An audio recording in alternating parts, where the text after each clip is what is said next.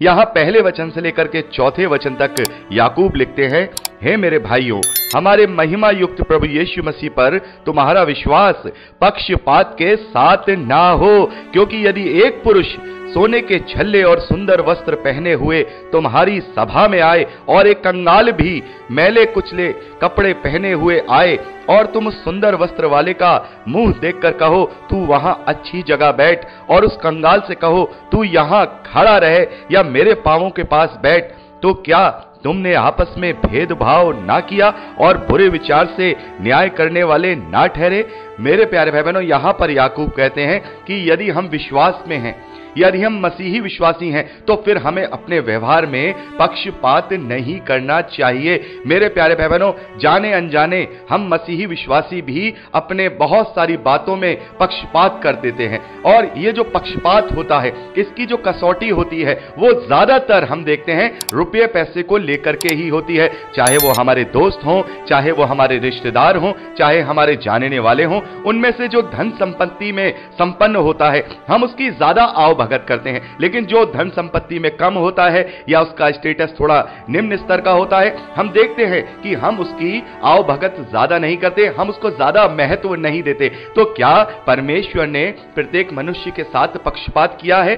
प्रभु यीशु मसीह कहते हैं कि परमेश्वर पक्षपात नहीं करता और वो सभी पर अपनी मेह को बरसाता है, वो सभी को आशीष देता है। तो जब परमेश्वर किसी से पक्षपात नहीं करता और हम सब आदम की संतानें हैं और हम सब परमेश्वर के स्वरूप में बने हुए हैं, तो फिर हम किसी मनुष्य को बड़ा और किसी मनुष्य को छोटा कैसे समझ सकते हैं? वो भी केवल धन की कसौटी पे, जो कि नाशवान है।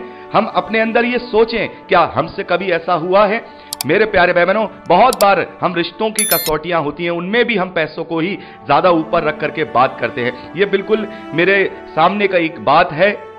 मेरी जानने वाली एक आंटी है, उनके परिवार का मैं आपको किस्सा बताता हूं। उन आंटी की 2 बहन हैं। एक बहन जो कि एक्सपायर हो गई, उनके हस्बैंड भी एक्सपायर हो गए, और उनके छोटे छोटे जो बच्चे थे वो उनके पास आकर के रहने लगे और वो उन्हें पालने लगी।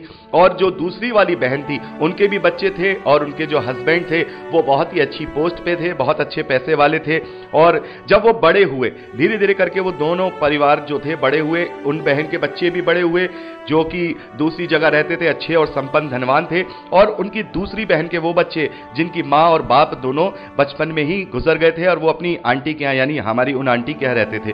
तो वहां पर हम देखते हैं कि उनके साथ जो व्यवहार होता था वो बहुत ही अलग तरीके का व्यवहार होता था। मतलब बस नौकर से थोड़ा सा ही ऊपर उनके साथ व्यवहार होता था। हर चीज उनके साथ इसी प्रकार की होती थी, ये सामान ले आओ, वो सामान ले आओ, मतलब कोई उनका कोई सम्मान नहीं, कुछ नहीं। लेकिन एक दिन उनके घर उनकी दूसरी वाली बहन के जो बेटी है वो उनके घर आई, और वो बहुत ही अच्छे परिवार में उसकी शादी हुई थी, बहुत ही ज्यादा अमीर लोग थे, 4 व्हीलर और ये सारी चीजें उनके यहाँ थी।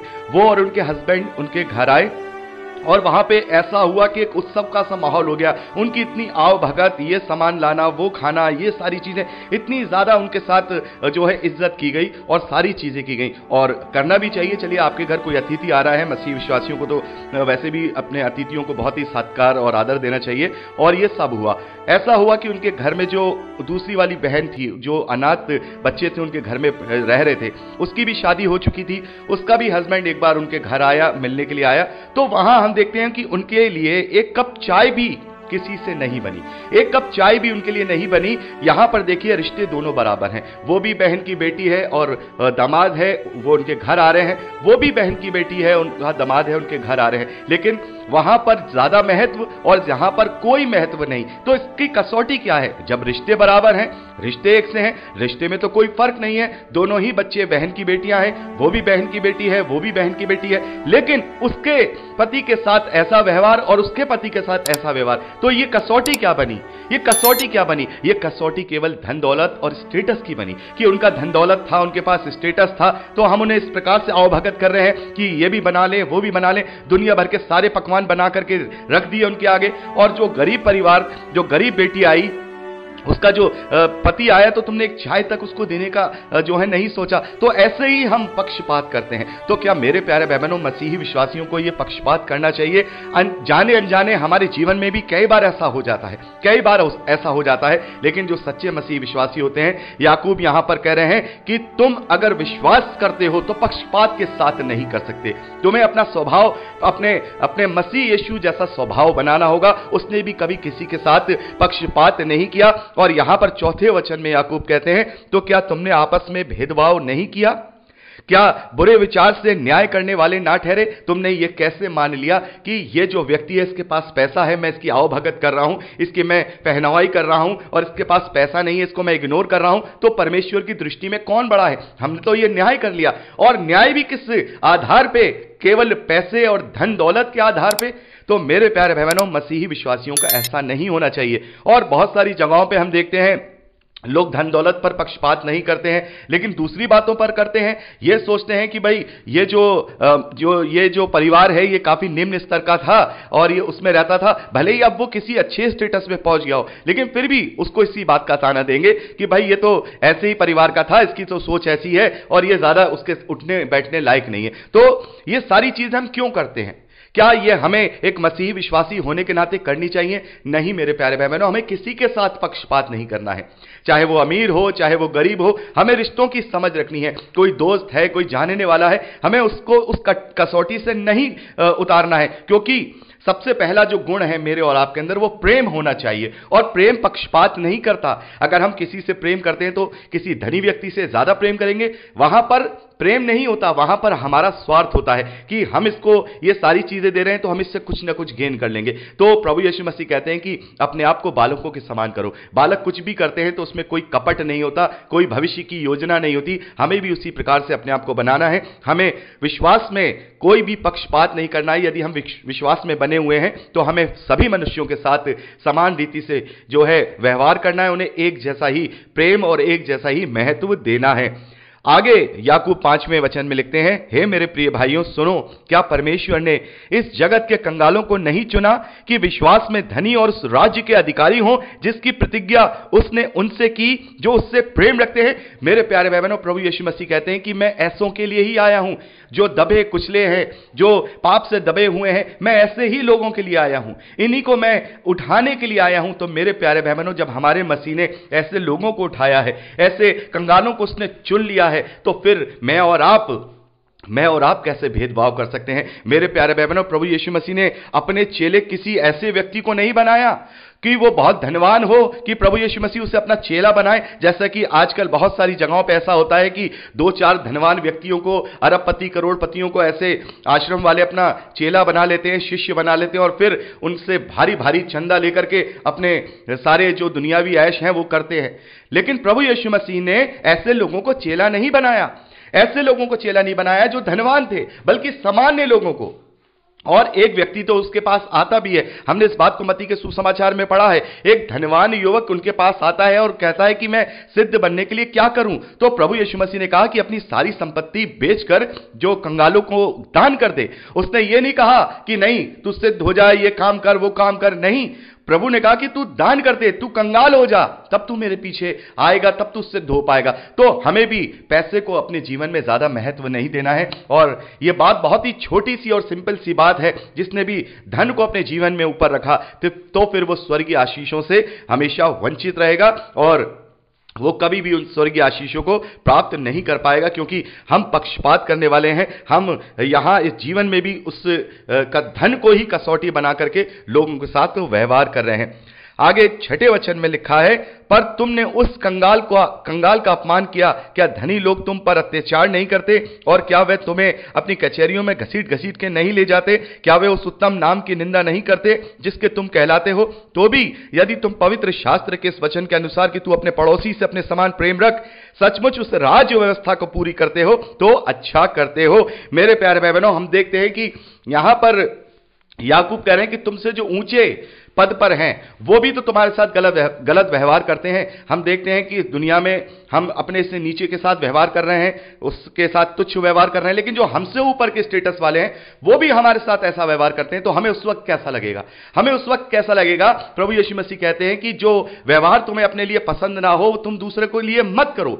तुम दूसरे के साथ ऐसा व्यवहार मत करो जो तुम्हें अपने लिए पसंद नहीं है। तो यदि हमसे भी बड़ा कोई धनी या हमसे भी बड़ा स्टेटस का व्यक्ति हमारे साथ वैसा ही व्यवहार करें जैसा हम अपने नीचे वाले कंगाल के साथ या नीचे वाले निर्धन व्यक्ति के साथ करेंगे तो हमें कैसा महसूस होगा? और यहां पर याकूब इसी बात को यहां प्रभु यीशु मसीह ने भी यही हमें आज्ञा दी है कि तुम अपने पड़ोसी से अपने समान प्रेम करो। तो क्या यही अपने समान प्रेम है कि हम धन की कसौटी को लेकर के लोगों को ऊपर या नीचे रखें? मेरे प्यारे भाई बहनों, ये होता है, हम चाहे कुछ भी कर लें ये होता है। और हमारे ही नहीं सभी समाजों में यह बात पाई जाती है कि धन के स्टेटस को और धन की कसौटी को ही मनुष्य को ज्यादा आदर और सम्मान दिया जाता है।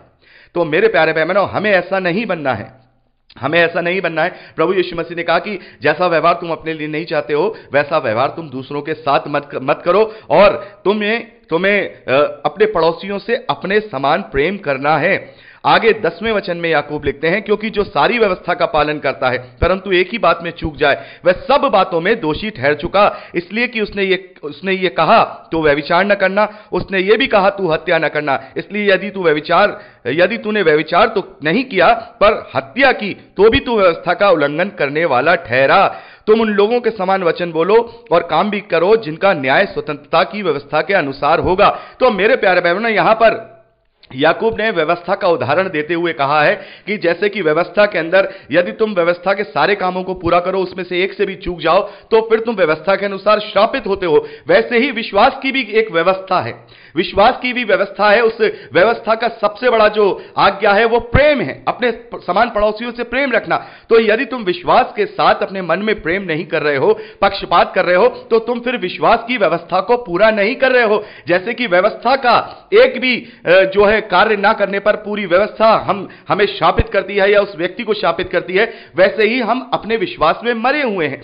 यदि हम किसी के साथ पक्षपात कर रहे हैं, बहुत सारे लोग इस वचन का गलत मतलब निकालते हैं और उन लोगों का यह कहना होता है कि जो याकूब हैं उनका जो पौलुस हैं उनके साथ मतभेद है। पौलुस कहते हैं कि आपको कार्य नहीं करने हैं, आपको कोई कार्य नहीं करने हैं, और याकूब कहते हैं कि नहीं आपको कार्य करने हैं, बिना कार्य किए हुए आपका विश्वास स्वभाव में मरा हुआ है। तो यह भी बात अभी आगे मैं 14वें वचन से जब हम अध्ययन करेंगे तो मैं क्लियर करूंगा कि याकूब और पौलुस एक दूसरे को कंट्रोडिक्ट नहीं करते हैं, एक दूसरे का विरोध नहीं करते हैं, दोनों ही एक ही बात कह रहे हैं। लेकिन बात जो पौलुस कह रहे हैं वो अलग है, याकूब जो बात कह रहे हैं वो अलग है। अभी हम आगे इस बात को समझेंगे। और जो लोग कहते हैं कि यहां पर व्यवस्था का फेवर याकूब ने किया है, तो मैं अभी 12वें और 13वें वचन को पढ़ के ये सिद्ध कर सकते हैं हम कि यहां पर जो याकूब है वो व्यवस्था के विषय में नहीं बल्कि स्वतंत्रता की व्यवस्था के विषय में बात कर रहे हैं। यहां पर याकूब कह रहे हैं तुम उन लोगों के समान वचन बोलो और काम भी करो जिनका न्याय, यहां पर बड़े ध्यान से सुनिएगा, जिनका न्याय स्वतंत्रता की व्यवस्था के अनुसार होगा, स्वतंत्रता की व्यवस्था के अनुसार होगा। इंग्लिश की बाइबल में law of liberty, law of mosses नहीं। हमारा जो न्याय है वो मूसा की व्यवस्था के अनुसार नहीं होगा। हमारा जो न्याय है वो स्वतंत्रता की व्यवस्था के अनुसार होगा। तो इस व्यवस्था की भी कुछ बातें हैं, इस व्यवस्था की भी आज्ञाएं हैं, भले ही वो शारीरिक नहीं है, वो आत्मिक है, और ये भी आत्मिक ही आज्ञा है कि हम अपने चाल चलन को इस रीति से बदलें कि हम किसी के साथ पक्षपात करने वाले ना हो। और यदि हम पक्षपात करने वाले हैं, किसी को धन की कसौटी से तोलने वाले हैं, तो इसका मतलब हम विश्वास की व्यवस्था को पूरा नहीं कर रहे हैं, फ्रीडम की व्यवस्था को पूरा नहीं कर रहे हैं, लॉ ऑफ लिबर्टी को पूरा नहीं कर रहे हैं जो कि अनुग्रह के द्वारा हमें मिला है। तो यहां पर ये 12वें वचन में जो लिखा है जिनका न्याय स्वतंत्रता की व्यवस्था के अनुसार होगा, तो यहां पर इसका मतलब यह है कि यहां याकूब व्यवस्था के पालन करने के विषय में बात नहीं कर रहे हैं। यहां हमारे जो मॉरल लॉ है, जो हमारी मॉरलिटी है, उसके विषय में बात कर रहे हैं, जो मानवता है उसके विषय में बात कर रहे हैं, जो प्रभु यीशु मसीह ने हमें सिखाई है।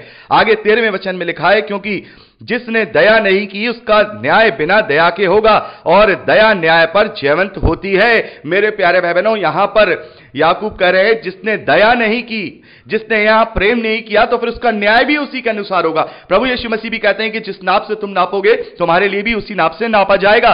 तो यदि हम यहां दया दिखाएंगे, यदि हम यहां प्रेम दिखाएंगे, यदि हम यहां भलाई करेंगे, तो उसी के अनुसार फिर हमारा न्याय भी किया जाएगा। क्योंकि कोई भी ऐसा मनुष्य नहीं है जिससे कोई कमी ना होती हो या उसमें कोई ऐसी चीज ना हो। तो निसंदेह हम या अपने आप को ऐसा बनाए ताकि जब हमारा न्याय किया जाए तो हम वहां पर यह उपेक्षा रखें कि परमेश्वर भी हमारा न्याय वैसा ही करे, दया और प्रेम के अनुसार। तो मेरे प्यारे भाई बहनों, यहां हमने 13वें वचन तक का अध्ययन किया। 14वें वचन से आगे का अध्ययन हम अगली रिकॉर्डिंग में करेंगे। प्रभु आप सबको आशीष दे। Praise the Lord. जय मसीह की।